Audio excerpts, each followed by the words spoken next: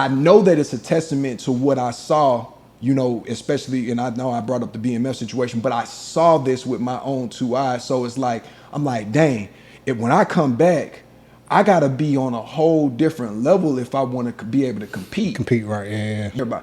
All I care about is just stacking. And I wasn't getting a haircut. I was basically wearing the same clothes every day. And everybody Right. was like, man, what's up with you? Man, you dirty, man. What you doing? You know what I'm saying? And it, you know, basically sound like a little crazy. But the people that were right around me, they knew.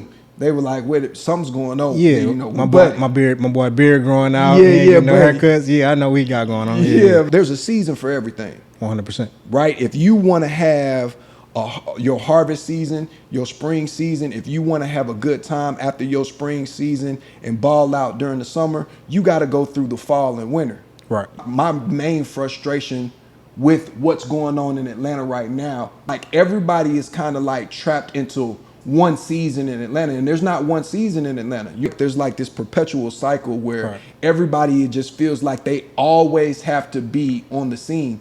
And if you're not on the scene somehow, some way, because you're not on the scene, you all of a sudden you're broke or Right. you're not relevant, believing that it's summertime all the time, where we need a winter time. We need a fall going into winter time where we're storing up and preparing for the winter, Especially and stacking now. up. You know what I'm Sure. saying?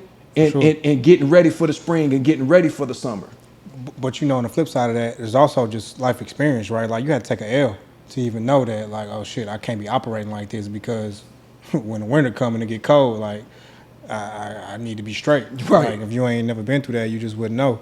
I saw that you know, you had James Room 1, right? Right. And then, you know, you look like you were trying to transition over into another James Room, James Room Part 2, to go to the next level of the vibe that you were trying to curate. Right. You know, the pitfalls that come along with it. You know what I'm saying? Like you said, if you never took a loss, you don't really know how that feels. Kind of like Murphy's Law, whatever could go wrong will go wrong. Mm. And it was worst case scenario, so I was not prepared for that.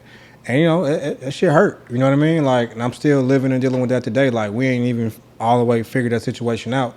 But I have to wake up every day and keep trying to figure out a way to right size the ship to make it make sense, and you know, extract whatever goal was extract whatever goal was supposed to come from that situation.